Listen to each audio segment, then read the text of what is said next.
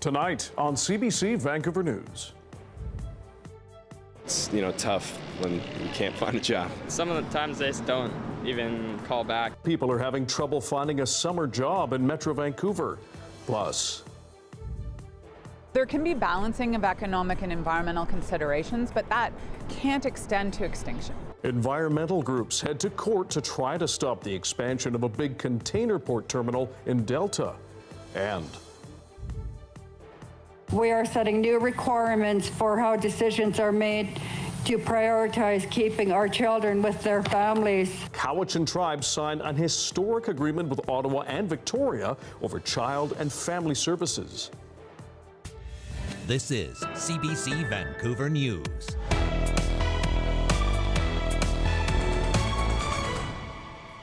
Hello, I'm Dan Burritt. Thanks for joining us. Be it bussing tables or stocking shelves, finding a summer job is getting tougher for many young people in Metro Vancouver. A youth employment coordinator says a requirement for entry-level jobs are higher than ever. And as Michelle Gomez reports, some say they are applying to dozens of positions before getting hired.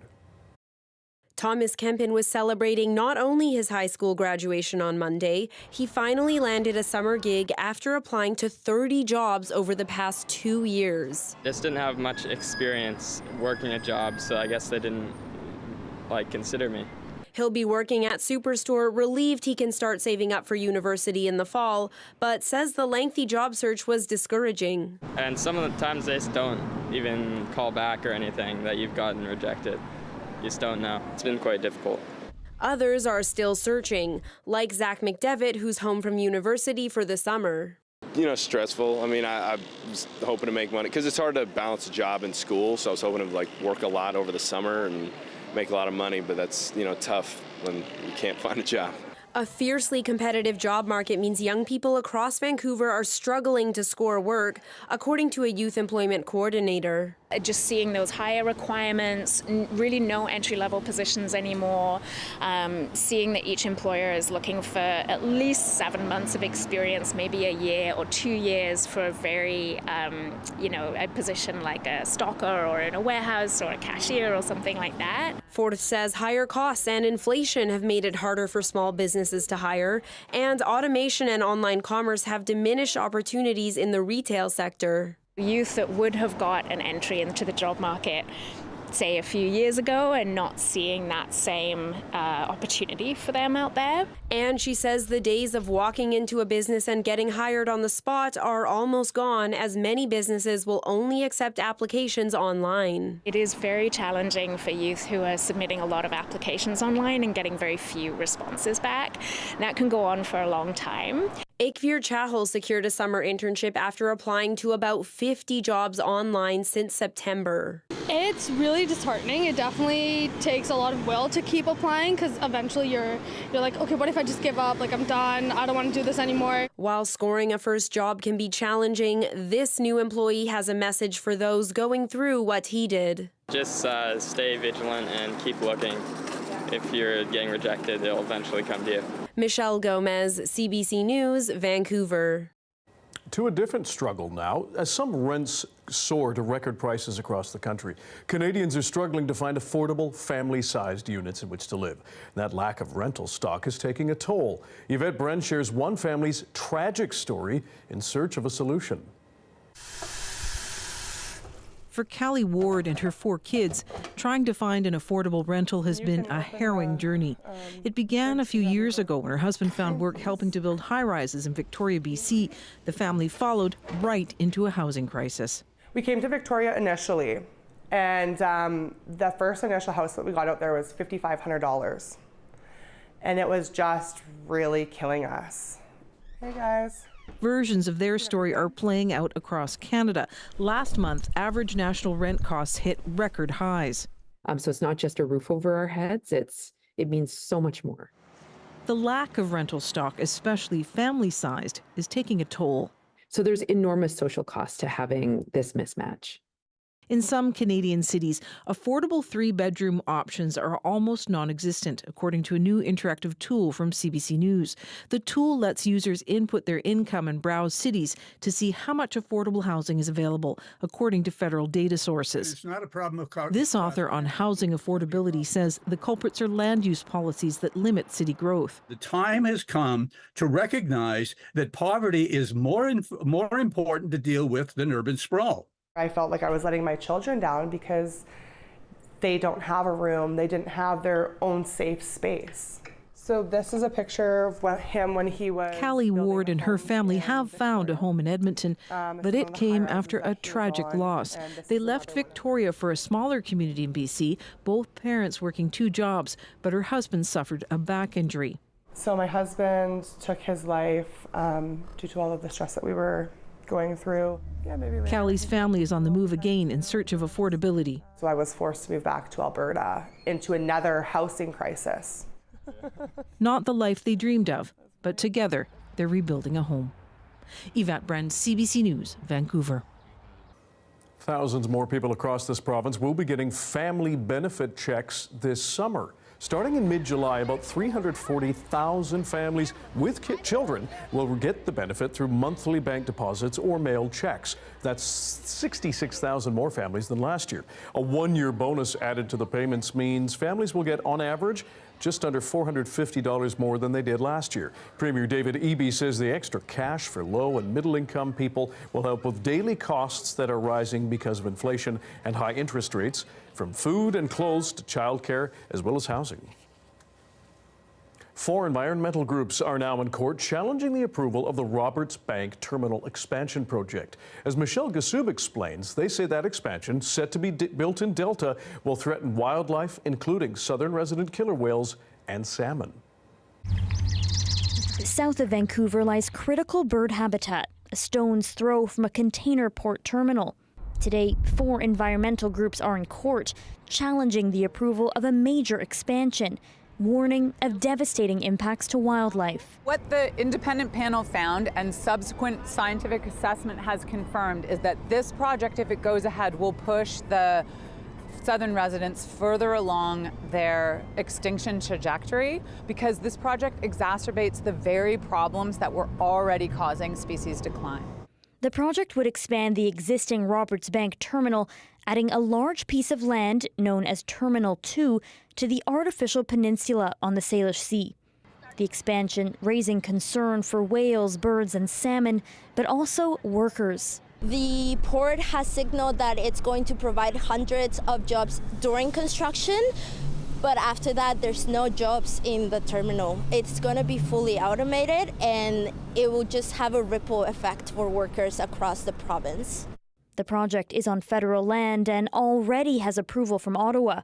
The province has also issued an environmental certificate for the expansion, all while acknowledging it could be harmful. God, I can't even remember how many hundreds of conditions to ensure that nature is protected, that this project goes ahead with minimal impact on the environment. It was remarkable work that was done to minimize impacts on the community.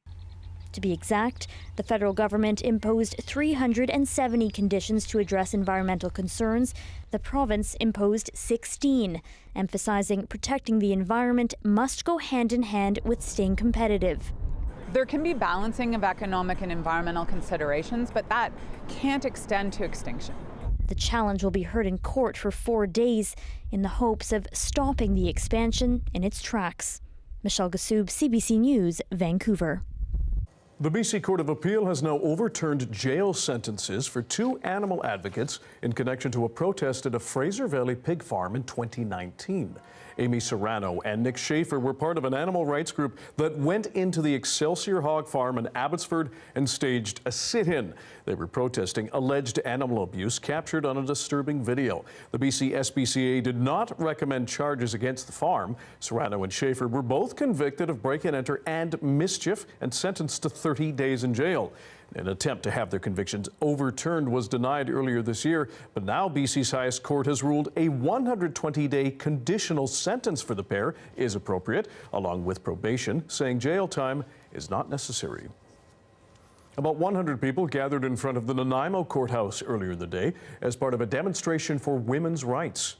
Nanaimo joined several cities across BC, Canada, and the U.S. who held similar demonstrations on the second anniversary of the overturning of Roe v. Wade in the United States. They were the American ruling that upends abortion rights, signals an eroding of rights and protections for women. It's been a long journey from getting personhood to getting a vote, to getting the right to have your own credit card in your own bank account, to being able to access an abortion when you need one, to being able to be a professional and to be the breadwinner in a family often. I don't want to see any of that be rolled back. The event was billed as a women's strike. Organizers say they're hoping to see more organization and connection from this event. Cowichan tribes have now signed an historic agreement with the federal and provincial governments. It officially hands jurisdiction of all child and family services, operations, and programs to the nation. We spoke with Catherine Marlowe a bit earlier and asked her what this agreement is going to look like. You need to know, for this to make sense, that federally, under colonialism, the federal government is the one that has had jurisdiction for child welfare, only for Indigenous, for First Nations. For everyone else, it's been provincial. So that for a long time has meant that kids were regularly taken away from their parents or from their communities and lost access to culture. Cowichan Tribes has now designed its very own child and family law, which it will now be able to implement. It will have authority over, and this was something that was ratified by the whole community in an election late last year, and it will slowly be phased in now that this agreement has been signed. And do we know what childcare under the nation's control and jurisdiction will look like? Yeah, so the big focus here, the number one thing that we heard at today's signing is that this means that children will not be removed from community. So they'll take what they call a proactive approach to make sure that it doesn't get to that point. It'll be focused on Cowichan learnings, Cowichan language, and people being in community, children staying in community. Here is elected Chief Cindy Daniels. By embedding our teachings, family customs, and values into our law, we are setting new requirements for how decisions are made to prioritize keeping our children with their families. Now, she went on to say that elders and extended families will be part of this proactive process, and they will do everything they can to provide supports to families so that it doesn't get to the point where children are removed. That could mean helping lift families out of poverty, helping them deal with inadequate housing, helping them manage mental health and substance issues, everything so that everybody wraps around and makes sure that those kids can stay in community and stay within their culture. Catherine Marlowe earlier in the day. We have new CBC News analysis of federal data on the Temporary Foreign Worker Program. As Paula Duhacek explains, it shows a dramatic jump in that program's use over the past few years. Federal data shows that last year, Canadian employers were approved to fill about 240,000 jobs with temporary foreign workers. That's more than twice the number of approvals they got 5 years ago in 2018. The gains happen across a wide variety of jobs in different industries. Across the economy, there were major gains in jobs ranging from food counter attendants to administrative assistants to construction laborers. Now, it's important to point out this data is about the number of workers that businesses have been approved to hire. It doesn't directly translate to the number of temporary foreign workers who are in Canada, but it does show that businesses have been moving in big numbers to make use of the program. Part of why they're moving to fill more jobs this way is because they can. Coming out of the pandemic, the federal government loosened some of the program's hiring restrictions to provide relief to businesses dealing with labor shortages. Some industries that were having an especially hard time finding workers, like food service and accommodation, were allowed to triple the number of low-wage workers they could hire this way. Still, some economists criticize this move. We hear a lot about labor shortages framed as an economic problem, as like a first-order economic problem, as if we don't address these labor shortages, the economy is going to somehow fall apart. But that doesn't make sense for economists. You know, for economists, labor shortage is very much an economic opportunity. It's an opportunity to incentivize businesses to try to get more out of their existing workers through investments in technology, through training, through hiring workers that are typically overlooked, like workers with disabilities. Employment and Social Development Canada declined an interview for this story, but in a statement, a spokesperson said this was a short-term move to help businesses coming out of the pandemic, and now labor market conditions are better. It's easier easier to find workers locally, and so they're tightening up some of the program restrictions once again. Paula Duhacek, CBC News, Calgary. Families of Air India victims are marking 39 years since the tragic bombing of Flight 182 that claimed more than 300 lives. Most of them were Canadians and young children. It is considered the worst mass murder in modern Canadian history. As Saurabh Sandhu reports, supporters of the Khalistan movement were also at a memorial on Sunday, calling for a new probe into the bombing.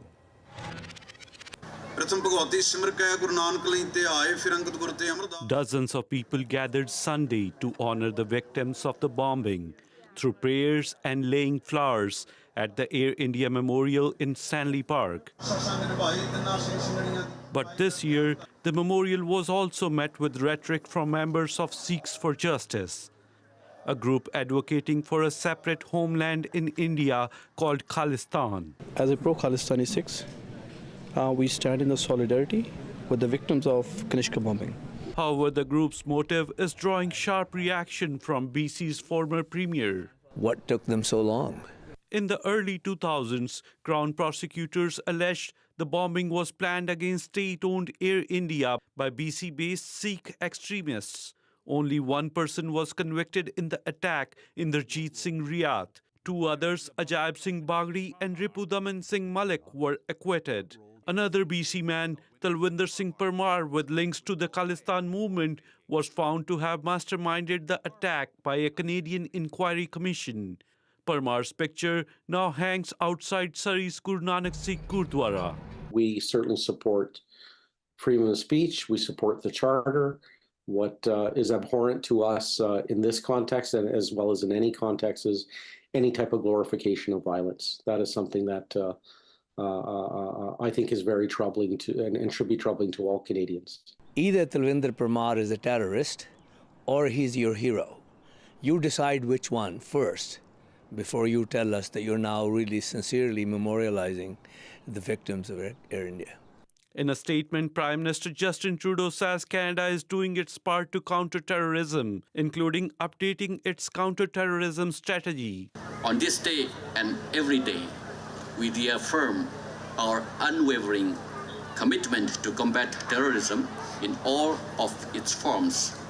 Sikhs for Justice are calling on the RCMP and the Canadian government to reinvestigate the Air India bombing. However, some of the victims' families say it is painful and hurtful that the facts surrounding the bombing of the Air India flight are being lost. It's about being fully present in the memory of my loved ones and the promise and the potential that was taken away. She says the anniversary is a time to remember those who were killed and to better educate Canadians about the tragedy. Saurabh Sandhu, CBC News, Vancouver. Over the weekend, people in a small North Okanagan community received basic training on how to fight wildfires. As Megan Duling reports, it's part of the province's plan to bulk up vital human resources in remote areas. Kingfisher residents are learning how to fight fires. They're taking the same course that Provincial firefighters take, and it allows them to help BC wildfire crews when they show up, depending on the need. We're pretty pleased. I mean, we've got everything we have is volunteer. So people built fire wagons complete with hoses and pumps, and that's all been community-minded people. So yeah, every year we just get a little bit better, a little bit more knowledgeable, and I think we're going in the right direction. Kingfisher is a rural community with around 500 year-round residents. It doesn't have a fire department, so community members are doing what they can to be self-reliant. The Kingfisher Community Society formed so the group could sign up for the 2-day S100 course. Pump site without a water thief. Doug McLeod is an experienced forester who's given 13 courses this spring in rural communities across the interior of BC. In my experience, the locals, they know the area, they know the roads, they know the terrain, they know the weather. They're invaluable. They know the water sources. McLeod says BC's recent push to educate First Nations and other remote residents is the future of wildfire fighting. It's new this year, and how it plays out remains to be seen. Megan Dooling, CBC News, Kingfisher.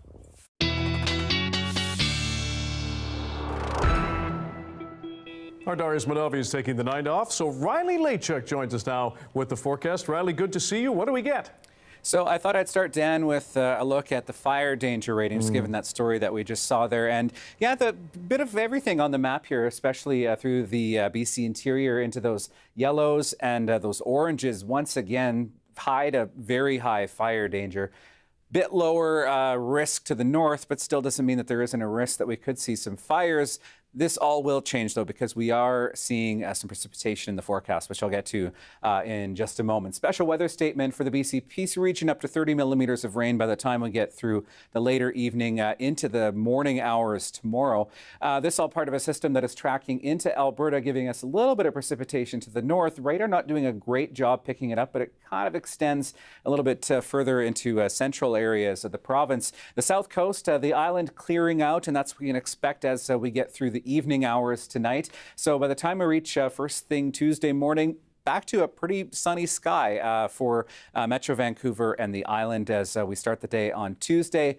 That does change, though. We see clouds start to build in by the time we get to the supper hour tomorrow, Dan, and we're looking at more rain headed our way as we get into the later part of Tuesday into Wednesday. We'll time all this out for you when I come back in a little bit. That sounds good. Thanks very much, Riley. You're welcome. Hundreds of people who live in RVs on Vancouver Island are worried a new bylaw change could limit their stays and force them to move every 6 months. A petition with hundreds of signatures is now circulating, urging the Regional District of Nanaimo not to go forward with the amendment. Claire Palmer caught up with some people in Parksville. It's a quiet Sunday morning in the neighborhood, even if that neighborhood looks a little bit different than what you would traditionally think. My neighbors are all great. We look out for each other. It's home. Varnador, or as he's known around here, Gator, has lived here just over a year and a half. He's worried about recent changes to a bylaw in the Regional District of Nanaimo that says you can't stay on an RV pad more than 6 months. I'm scared. I'm scared of what do I do with my family, my wife. I have a small pet. They deserve more than being out on the street. We don't want to be homeless. We found something that we can afford, something that we can call our own. Riverbend RV resort owner says she sees a lot of seniors settle in at the resort. She says the lifestyle, community, and affordability all contribute, and that RV living is a solution for many to the housing crisis. It's ridiculous. It's absolutely ridiculous to ask seniors to move on a constant basis. Like, one of our primary things is shelter. You know, that human existence needs shelter. The RDN says they aren't actually changing the bylaw, just updating it for clarity. As it stands, the bylaw has actually never allowed for permanent RV housing. This bylaw update has always been planned to be in 3 phases. So phase 1 was always meant to be a bit of a housekeeping thing. So we've received all these questions. We've heard the message from the residents that this is not clear. And so the part of phase 1 was going to be going through and clarifying things. While the bylaw has never been enforced, according to Craig, the region will be asked to formally suspend enforcement for peace of mind to residents. For Gator, it's of little relief. He wants to see the bylaw off the books completely. Yeah, I live in fear that I'm going to lose what little bit I have. The recommendation to formally suspend enforcement will go before the board in July. Claire Palmer, CBC News, Parksville.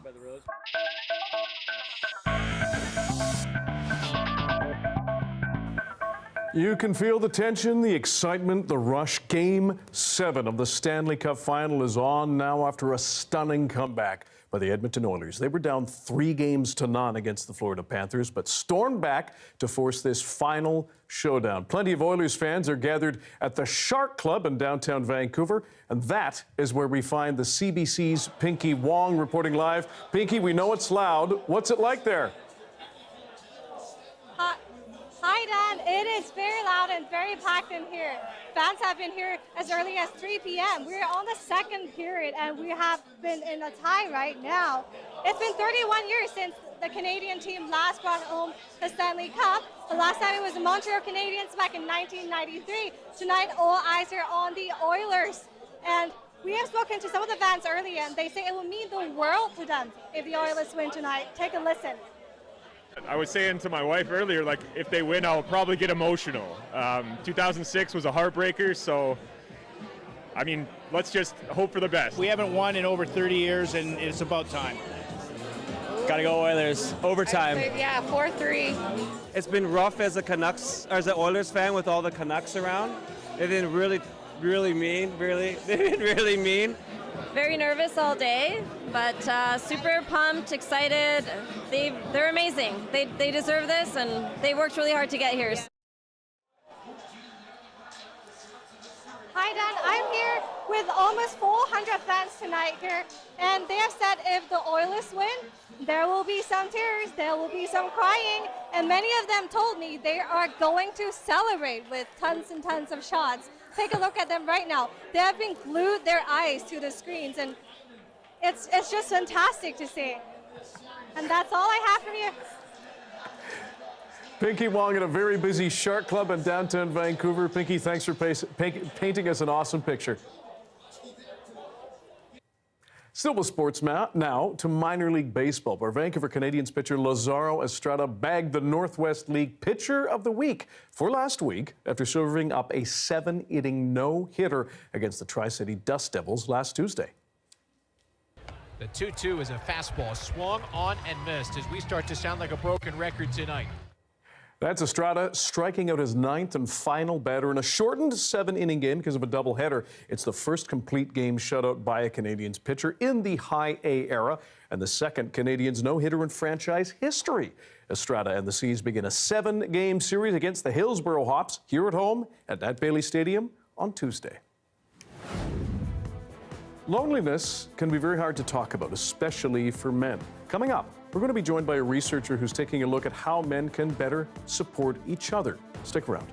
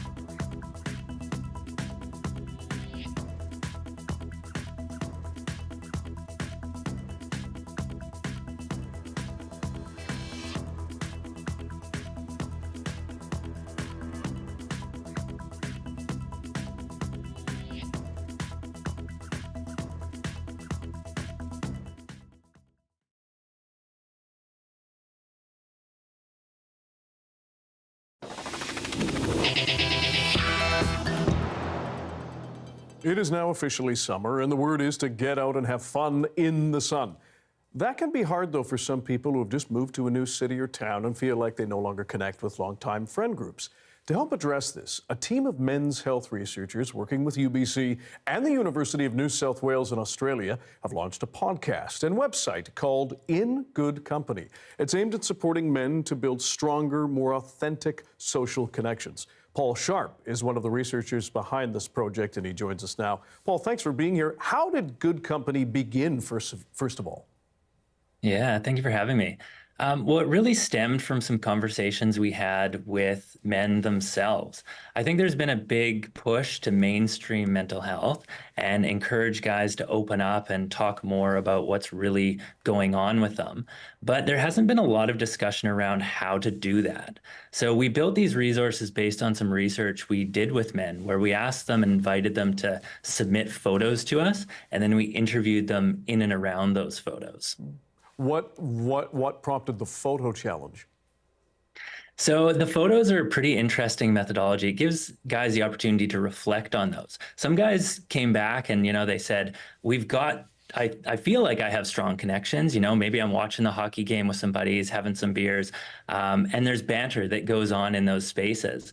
But in reflecting on that, we got some photos that came back that were quite metaphorical. Sometimes guys submitted a photo that was maybe the Spider-Man mask, where they said, it's implied that I need to be a superhero, but there's not necessarily a mouthpiece on that mask for me to speak out myself. Or trees in nature that are standing surrounded by guys, but I'm not actually connecting with them. So we wanted to put together the website to highlight some of these experiences and then talk through some of the common challenges that guys have, affirming those experiences, but also providing opportunities for where we can interject and support each other. And what are some of the main reasons you heard about what they were dealing with?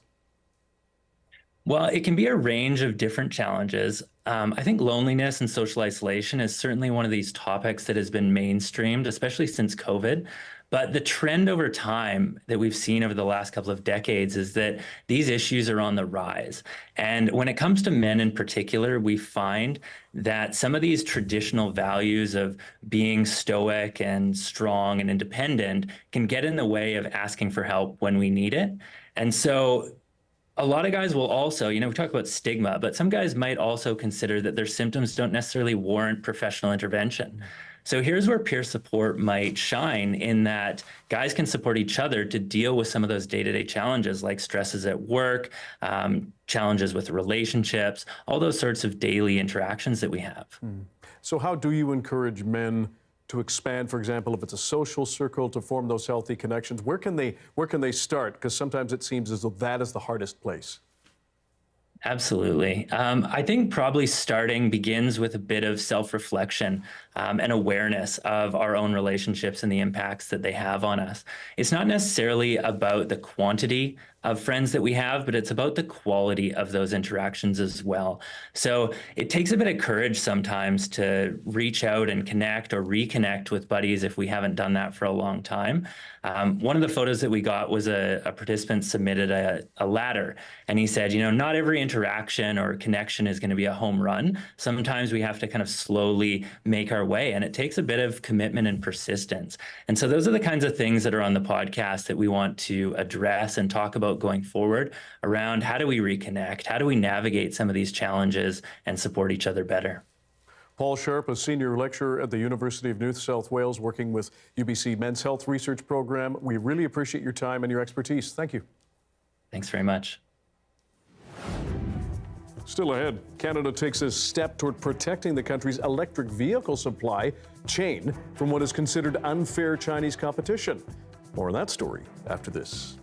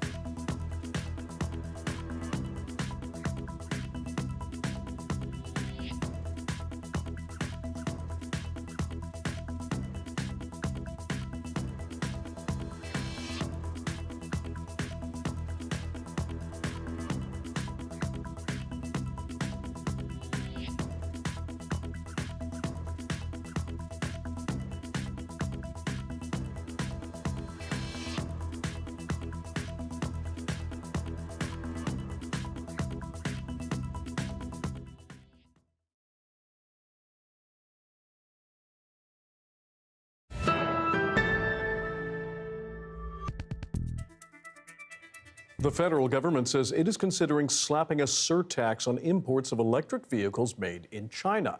Chinese EVs are flooding the global market thanks to subsidies from their government. Catherine Cullen explains. The most important people here today. Surrounded by auto sector workers, Chrystia Freeland pledged to push back against China for them, starting with consultations on just how strong that pushback should be. We are going to protect you and defend you from unfair competition. But the pledge to stop an oversupply of Chinese-made vehicles from flooding Canada is also about domestic and international pressures. The government clearly had no choice. China clearly has a leg up on the competition because of all the subsidies that they have given to their industry. A threat when Canada's government has invested tens of billions in the sector. We have been working tirelessly at this. There's also a concern about keeping up with allies. Earlier this month, the European Union hit Chinese vehicles with new tariffs of up to 38%. And in May, the United States leveled a tariff of 100% while slamming Chinese economic practices. It's not competition, it's cheating. China's government has firmly rejected allegations it's behaving unfairly, describing the EU accusations as being without factual and legal basis. Next week, Canada's government will begin a 30-day consultation about how to proceed. Nothing is ruled out, and all possible tools are on the table. But what about the fact that the Canadian government wants Canadians to switch over to EVs, and China is supplying them? We also do not believe that the path to climate action is based on production which is made using low environmental standards, using low labor standards, and potentially threatening our security. Freeland was asked about the potential that China could hit back with economic sanctions of its own. She says the government will take that into consideration, but it needs to defend Canada's national interest. Catherine Cullen, CBC News, Ottawa.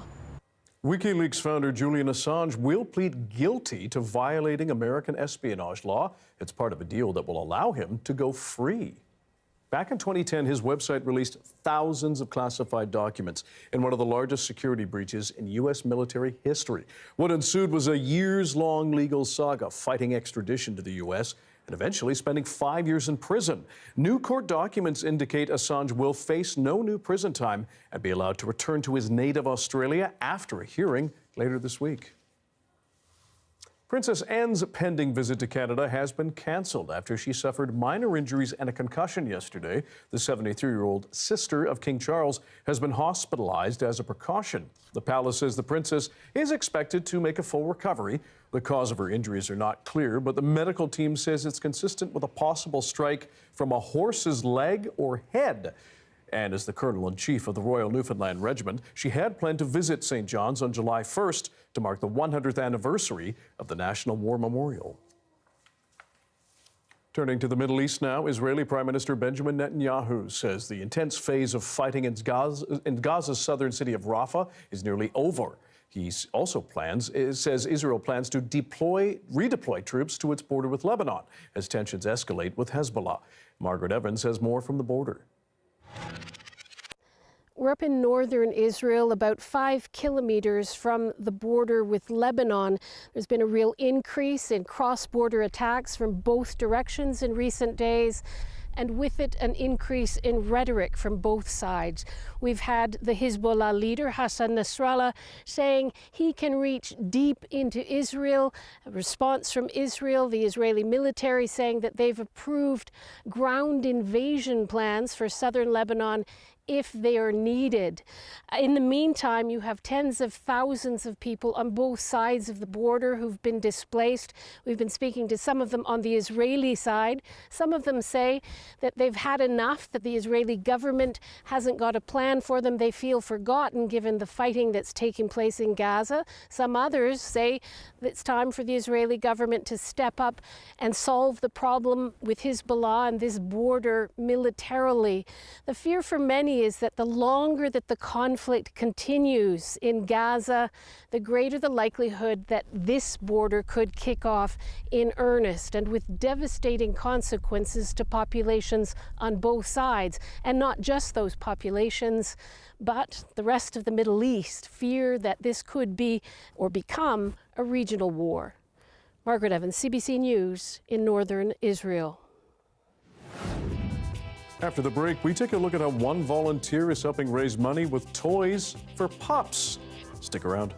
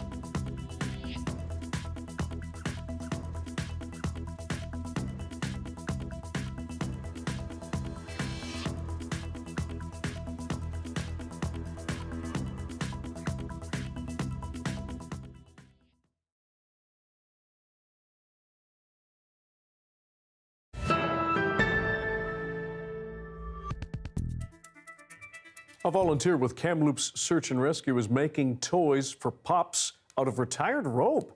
It's to help to support the dog handlers and raise money for that rescue team. Here's how he makes them. What I have in my hands here is a piece of retired climbing rope, and we're going to turn it into a dog toy. Kamloops Search and Rescue have dog handlers, and those dogs need things to work with for their training. We use them as a fundraiser as well for Kamloops Search and Rescue, and a friend of mine is making them in Coquitlam as well to raise money for Coquitlam Search and Rescue. So it takes about 10 feet of rope to make one knot. Form the knot 3 times around there, And this is easy rope to work with because it's stiff. It really helps hold the shape when you're doing this part of it. And then so all I do is put a little knot on the end of the rope here. So we take that, put it inside, and then we just go backwards, making the knot snug. That's the basic ready to go. And the decision now is just how long a handle. I like to go off and wander around the back and beyond, and I have 3 boys that go out there. So I just want to do what I can to help this organization specifically and search and rescue broadly be good at what they do. And then what I'll do is I go through and tighten it as tight as I can and then pull this through really tight, and we're done. This is the current inventory that will be taken down to the Old Coots booth at the July 6th Farmers Market, and these will all be sold to raise money for Kamloops Search and Rescue. $20 a piece and more in production.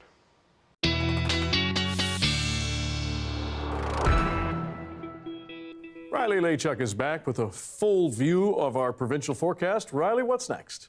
Well, rain is what's next, Dan. As we get into the middle end of the week, we'll time that out for you now. So starting your Tuesday morning, actually pretty sunny for most of us across the province. A little bit of high-level cloud along the south coast and along the island. But as we get through the day on Tuesday, yes, you can see some of that cloud starting to build in ahead of our next weather maker, low-pressure system that will move onshore as we get through the early part of Wednesday. You can see mainly sort of the central coast, central part of the island impacted the most here, but we could see, especially as we get through the afternoon on Wednesday, some scattered showers along the south coast through Metro Vancouver into central parts of the province, into the central interior, looking at some showers as we start Thursday as well.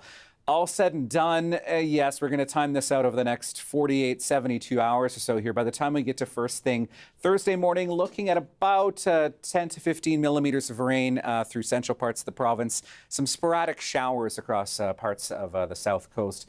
Looking at smoke from wildfires still in northern parts of the province, not really giving us much of a haze, really, but we are looking at maybe a little bit of wind as we get later in the week. We got up to 20 at YVR this afternoon. Tonight, looking at 11 degrees in Whistler and Tofino, 13 in Victoria. Looking at your forecast for tomorrow, up into the high 20s for the interior. Those temperatures do back off a bit by the time we get to Wednesday. And Dan, if you're hoping for some sunshine for the long weekend, yeah, rain for Sunday and Monday, but hey, we got that with sunshine for Saturday. We're aiming for Saturday. Thank you, Mr. Lachuk. You're welcome. Well, now that summer is here, apparently, thousands of British Columbians are heading outdoors each weekend to soak up our province's awesome natural beauty. But people don't always leave nature how they found it. Now, as Tom Popock reports, a dedicated group of Okanagan volunteers are stepping in to clean up some messes with some new digital tools. Drive out into the Okanagan forests and the wilderness seems pristine. But Kane Blake knows better. Oh, they're everywhere. Party sites like this dot the back roads filled with garbage, burned out bonfires, even bullets and shotgun casings. Our license plates say beautiful British Columbia, but we can go into many of the places we call beautiful, and once you're actually there, it's not so beautiful. You have to go through a sea of garbage to get to those beautiful places, which isn't right. But since 2016, his Okanagan Forest Task Force, some 3,000 volunteers have been busy cleaning up. On their last cleanup day, we pulled out just over 129,000 pounds of garbage. We filled up 4 semi-trucks, and we had dump trucks and dumpsters all day long going back and forth to the landfill. Party sites are just the beginning. The task force has found massive illegal dumping sites, dozens of cars ditched down gullies. A few people used to live up here. RVs abandoned and homeless camps deep in the bush. Over 1 million pounds of trash have been hauled out. It just upset me. I couldn't believe that people would do that. Dan Carter has been coming out to cleanups for years, but he's now getting his hands dirty digitally. You just report garbage. He's designed a new task force app allowing anyone to geotag and photograph dump sites shared to the task force and authorities. This couldn't work anywhere in the world right now. So it comes down to finding more people and more groups across Canada to start. To start in BC, actually. The hope that efforts here will inspire other regions of the province. Start the groups, start the volunteer organizations, and then the tools will always be free. There's going to be no charges, nothing. And it's to keep the forest clean, right? It's for a good thing. Tom Popick, CBC News, near Beaver Lake, BC. After the break, 16 athletes have been unveiled for teams that are hoping to paddle to gold in Paris this summer. Stick around.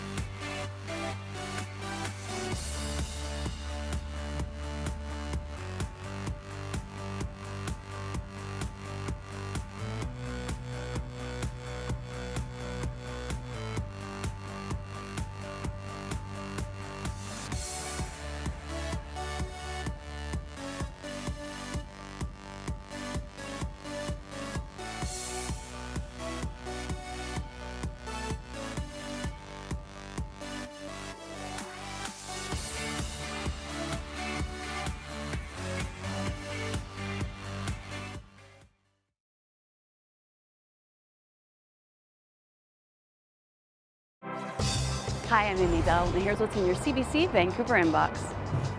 CBC is the proud media partner of the Squamish Nation Youth Powwow, July 5th to the 7th. The cultural event welcomes everyone to a vibrant celebration of vivid colors, rhythmic music, and a strong sense of community. Tickets at SquamishNationYouthPowwow.com. And never miss a special programming series, event, or contest. Subscribe to CBC Vancouver's e-newsletter and keep connected with us.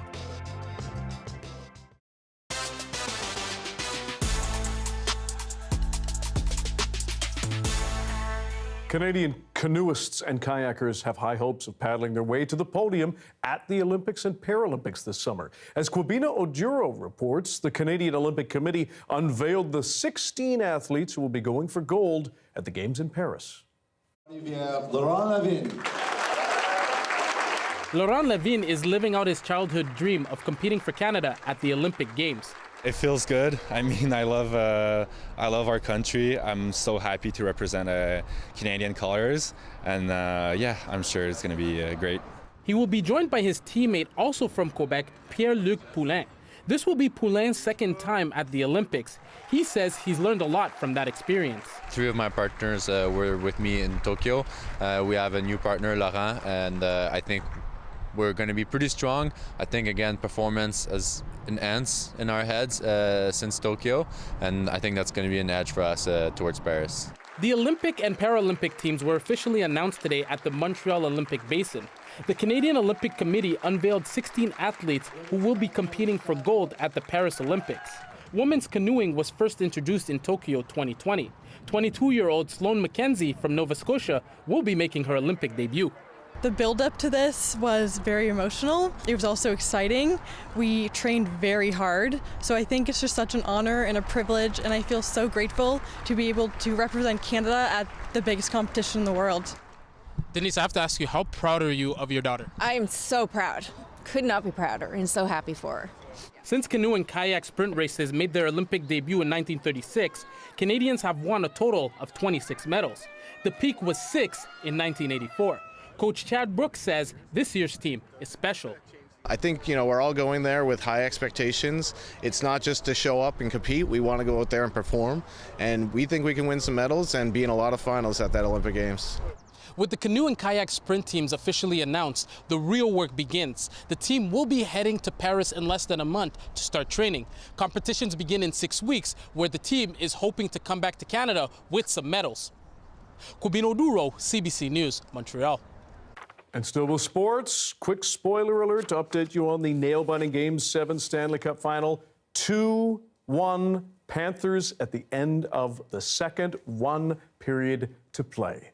Thanks for being with us tonight on CBC Vancouver News at 6. You can watch this newscast on CBC Gem, our free app, as well as on YouTube and our website, cbc.ca/BC. Tanya Fletcher will have your next local news at 11 o'clock, right after the National. Good night.